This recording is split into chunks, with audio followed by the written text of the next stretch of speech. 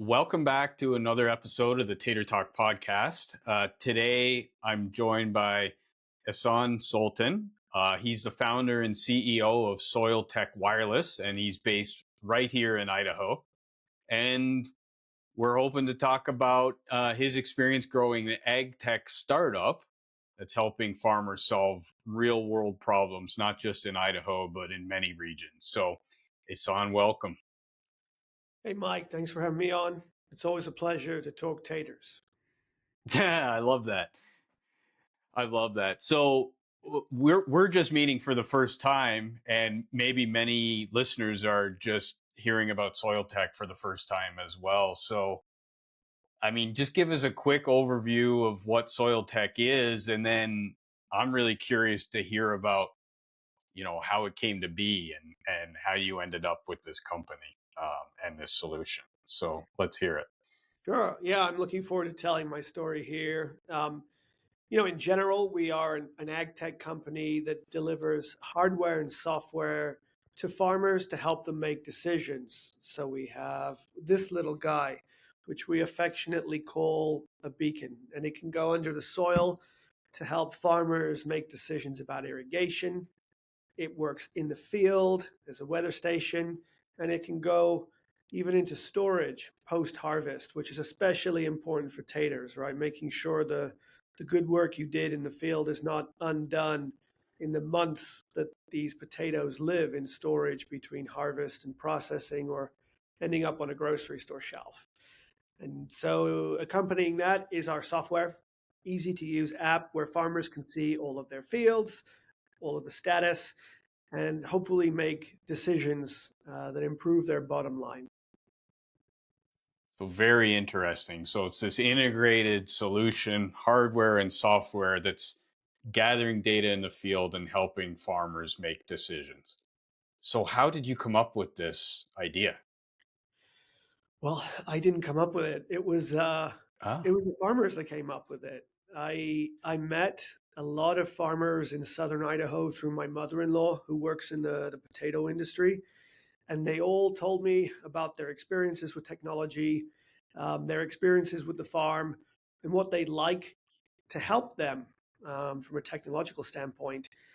And they ended up telling me the features that were most important to them, the price point that they'd be willing to pay, and how they would utilize the product. So it all came together because of the farmers. They made their asks very clear, and I brought it all together. My background is in manufacturing and technology, so I had a good ability to build, and the farmers brought their particular context of farming and agricultural operations. okay. So when did you start working on soil tech?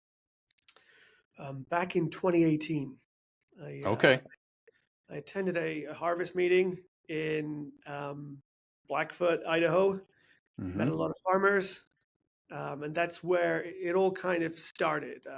I began to see this emerging trend amongst the people I was talking to related to irrigation and their desire to be able to manage it more effectively and manage it remotely, because farms and fields are spread far apart, and irrigation, especially at the height of the season, needs to happen when you need it. And so once I understood that that was a real pain point, um, I ended up moving to Idaho from Taiwan to begin to learn more, because it wasn't just going to be an irrigation sensor. It had to be a really multifunctional device to provide value to the grower across the whole season. So we started building in 2018. I was blind to agriculture back then, admittedly. I was green, um, no pun intended. So I needed to learn because the last thing that I wanted to do, and now I know I shouldn't have ever done, and I didn't, was to come and tell a farmer how to farm. Who am I? Mm, I'm a city kid who knows technology. Why should I come to a farm and say I've got this magic bean that's going to make everything better? So I sat and I learned over the course of 2 years, how things are grown, how things are managed, what's on the line, certain times of the season that are important. So long answer short, we started in 2018, but it was an iterative process over a couple of years. So it took a couple of years to develop was that for the initial prototype of the beacon? Correct. Yeah, it took 2 years because I know we're on an ag focused podcast, but most people outside of ag probably neglect the fact that it's very seasonal. And if you're trying to build technology, well, you've got to test it over the course of multiple months, and you don't get a chance to um, test out the improvements you've made until next year. So there's a really long development time cycle if you want to do things right. And Hmm. that's what I hope we're doing. So yeah, it took 2 years of trialing and going back to the drawing board and taking feedback and refining the product before we were confident to launch to market in 2020. I have a farmer friend who said something that stuck with me quite deeply. Is that he's like, I've been farming for 20 years and I've only had 20 opportunities to try something out. I was like, wow, that's really, you could farm for a big part of your career and you really only get 20 iterations or 15 iterations. It's incredible. Whereas in other industries, you can iterate so quickly. So that's an interesting challenge, I can imagine, with a technology development within that limited time frame where you only get so many iterations. Yeah, for sure. And not only do they only have 20 or 30 tries, depending on how long they've been farming, but every year is different. Yep, So you might have learned a great lesson about the weather last year, but this year the weather's completely different. So you're faced with a whole new subset of challenges to try to overcome. And we're just a small piece of it, technology. The sure. farmer is the one that's got the most on the line, and how they battle and live through things, I have just the utmost admiration for. What was the most surprising thing you learned about, particularly the potato farming industry, once you really got involved in it? Probably how intricate it was. It's Hmm. not just you get the seed, you throw it in the ground, and you come back at the end of the year, and you have a field full of potatoes. So much goes into growing that crop, and it starts the moment that you harvest the last crop.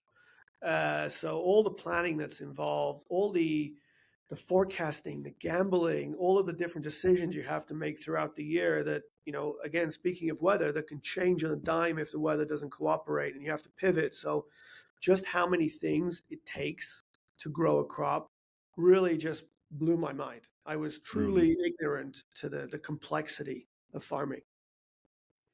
And what part of all of that complexity and that big machinery of growing a crop of potatoes, what part of that are you addressing specifically with your beacon and your software? A couple things we hope. First and foremost is to give growers kind of a remote oversight of their complete operations. And every grower is going to have different priorities, and they're going to be targeting different things. You might be concerned about, when do I irrigate? When do I harvest? When do I plant? Am I at risk of disease? So we provide them with metrics that can give them indications. Now, it's important to note that we have a philosophy here that we're not telling farmers what to do, nor do Hmm. we have the magic solution, but rather it's like a shovel. It's a tool in their tool belt that they can reference, and then they're the ones that make the decision. They've got the institutional knowledge, the generational knowledge that can put the data into play. They have the context for it. So we provide them with information that can help them make decisions, and that more and more now is focused on planning. We started very much as a sensor company, hardware company, and more we're evolving to become a software solutions provider. And what I mean by that is that technology has this tendency to throw data and information and data points at people, but what you need when you're in the heat of battle is a synthesized output. Based on all of that stuff that's happening, here's what you might want to consider doing. So that's what we're trying to get to. We're trying to synthesize data to benefit farmers and help them make decisions a little bit more quickly. And this is on like what are some of the data points you're collecting? I think you mentioned water Yeah, or soil moisture is one of them, but I think you have some other ones too, particularly for storage applications too, right? absolutely. So in the field, we measure soil moisture, soil temperature, soil EC, and then we also operate above the ground to record rainfall, wind, speed, and direction, ambient temperature and humidity. And then we've also introduced a number of gas sensing capabilities. So CO2 and O2. CO2 is particularly important in storage, especially in potatoes. Early indications of something happening, whether it's disease, rot, increasing temperature. It's really important to see and try to manage those CO2 fluctuations. So those are some of the data points which our sensor manages, and then we let farmers develop calculations and models based on the data. So looking at the growing degree days, looking at chill hours, looking at planting date to get estimations of your crop stage. We've incorporated weather networks as well, so you can get radar and forward-looking indications of weather. Mm. So it started as a what we hope was a humble moisture sensor, and has evolved into becoming, quite a multifunctional tool today. And what caused that, I would call it innovation, over such a short period of time? Was that directly from farmer feedback and further insights? Yeah, absolutely. Yeah. They said something like, you're measuring moisture. Why don't you also add on a temperature sensor? Why don't you Hmm. add on humidity? That's really important for us to understand risk of Cercospora and sugar beets, as an example. And then a really important one for potatoes specifically was bruising. Um, Many listeners probably know that contracted potatoes that go to processors, um, they have to ensure they don't bruise them too badly, so that when they process them into French fries or baked potatoes or whatever they're going to be, they're of the highest quality. And so potatoes, as they're mechanically harvested, can be dropped, and they have to be dropped throughout the process. But the extent to which you drop them, onto what material, and how frequently can directly impact whether or not they can be bruised. So farmers asked if we could incorporate technology that could monitor the bumps and bruises and vibrations and movements as our device moved through the supply chain. So I would never have known that, right? I could never have guessed it unless I was out there during harvest and watched all these things happen. And the farmer said, "This is what the processor is going to ding me for, because I'm at risk of bruising the crop here." Hmm. That's a very insightful. That's a great example of insight from the growers. And I agree from our processing experience that bruising potential is real, and you can have these drops and rough handling in places you wouldn't think of. So it's interesting to do that study and understand where that stuff is, or where those damage points are. So that's really interesting. So that seems like to me a very rapid rate of innovation in the last, let's call it 5 years, since you developed your initial prototype. Um, how are you managing that? I mean, your team must have grown. You must be operating in multiple regions, and I'm sure there's been just, as a CEO, founder, and CEO, lots of challenges. So let's break it down. So, what regions are you operating in right now? Yeah. We're operating coast to coast, and in some international locations as well. So parts of South America, Canada, Europe, Japan, Africa as well. However, our focus is certainly on North America, the United Hmm. States, specifically in Canada.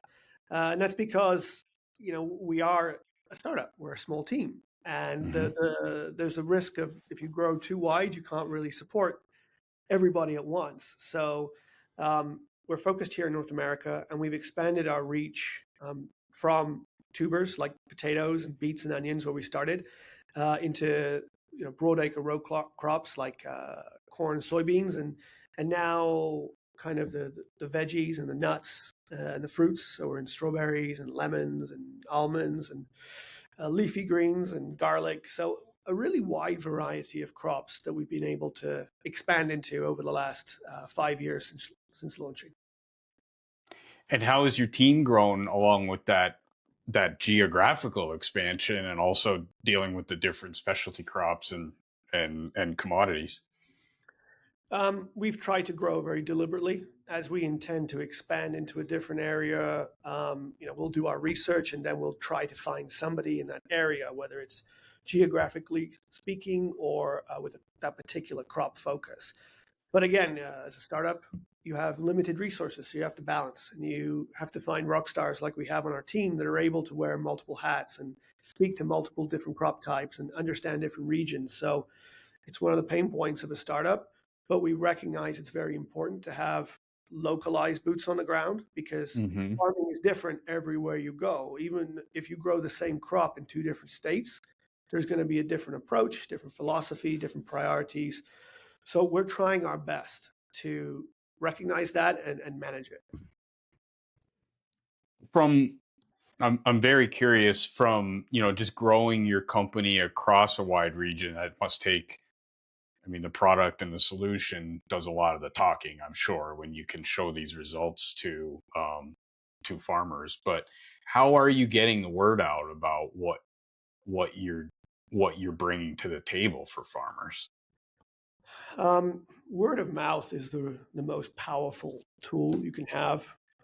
So, servicing a customer really well and then asking for them to vouch for you is one of the best paths to get your name out there. And of course, it doesn't always work. Sometimes you fail, right? You give it your best shot and it didn't work. So you're not able to do that in all circumstances. But that's what we really strive to be able to leverage. And of course, we travel to trade shows and there's associations, and I think there's a little bit greater of a digital adoption within agriculture. So we're able to kind of put some advertisements out online and, you know, surface in places like Ag Twitter or Facebook and to a lesser extent to the farmer, but more towards kind of the agribusiness, LinkedIn. Yeah. Okay. Yeah. So it's really multi-channel, but referrals and word of mouth has been powerful for you. So obviously, the results that you're getting are must be impressive. So I'm curious if you could share a story about some real benefits that you brought to a particular grower for a potato crop, for instance. Yeah, let's work backwards from what we just discussed about bruising. Yep. We ran our device through his whole harvest chain, and then we, split it up because it's a long process from field right through to storage bin. There's lots of different places where the potatoes move, and we kept seeing spikes in a place that the grower did not anticipate, and he never would have guessed that it was there. And it was right before it was getting into storage, and it was a great light bulb moment. I mean, Mm. not not as much for me because I didn't have any understanding of where these things might happen, but the grower, he knew every single pain point, and this is one that he thought, I doubt it's going to happen there, but it just kept happening there. And it was a quick fix. It was a quick remedy. You had to add a little bit of padding and reduce the drop height on one particular part.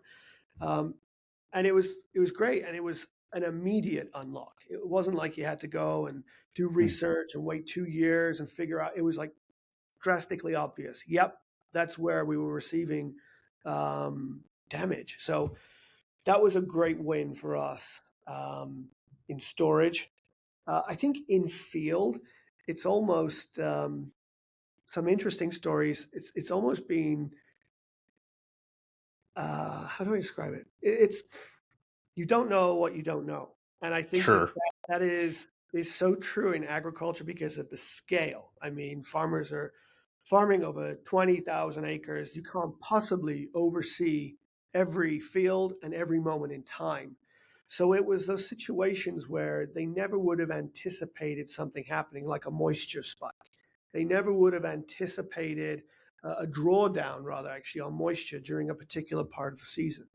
So it often ends up being a doubt in the technology because they don't expect it. They say, "Oh, I don't see Mm. any movement on the chart, or I saw that movement. And so you have to be really consultative and really understanding. I mean, typically I blame technology, and it's often the case that it's wrong, but there's those instances where no, it was the case. And it was, again, an unlock that they might not have anticipated had they not had a piece of hardware in the field constantly. There's one thing to be able to spot check every day, even, but there's 24 hours in the day, and the potato is active throughout those whole 24 hours. So just having something continuously under the ground, I think, has enabled things to be unearthed that might not have been otherwise. That's really, really interesting. And especially now you're talking about multiple metrics that you're measuring, and it just multiplies the number of insights that you could potentially get here. Things you wanted to cover, the more aha moments that will exist. And now you're taking that into other crops, not just potatoes. So there seems to be a tremendous amount of learn for you and the growers in the future. So I'm curious about where you touched on this, with becoming a software solutions company, but I'm curious where you think you're going to take the company, take SoilTech Wireless to continue your innovation roadmap. What do you think is next for you guys? I think it's decision support at scale. Um, Hmm. Hardware, sensors, they are, especially in my opinion, a very necessary part of the whole ecosystem. But the truth is, you cannot have one sensor on every single acre that you farm, or every single sub-acre. So we've got to work to provide additional context to a lesser amount of sensors, because ultimately we want to be able to help growers all across the world. And we don't expect that there's going to be a billion sensors deployed. But Mm. we know now that the sensors can provide informed detail about a particular area, a particular crop, a particular moment in time, or a growth stage.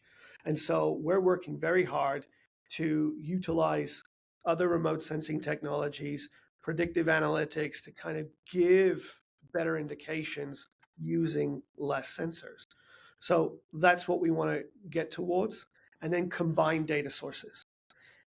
What's become apparent to me, and every farmer knew it before I started working in this industry, but what's become apparent to me is that decisions are not made on one data point alone, right? I'm Mm. not going to decide to go and spray a field because I got a temperature alert. 5, 6, 10 things have to kind of coincide or accumulate for me to be confident to make that decision. So that is what we're striving to make easier. How do you get all of those data points, make sense out of them, but for a very simple output? I know that I'm going to have to spray this year. I know that I'm going to have to harvest, plant, and irrigate. Those are like the baselines for me. And there's a lot of things that go into that, but we as a technology company have to distill all of that and give the grower the one line outputs that will help him make decisions more quickly. Otherwise, he's working for technology, and technology is not working for them. That's what we want to get to. Technology has to work for the farmer more and more and more. As you learn more and more about what the challenges farmers are facing, um, from a broader ag tech standpoint, um, how vital do you think it is that more farmers adopt more technology, not just necessarily wireless sensors like your solution, but just on a broader sense? Uh, Good question, right? It's conflicting for me as somebody trying to sell more and more technology. I think the most important thing is that farmers stay in business, they're profitable, they make more money, and so that they can invest into different initiatives, one of them being technology. And I think that farms are starting to get bigger.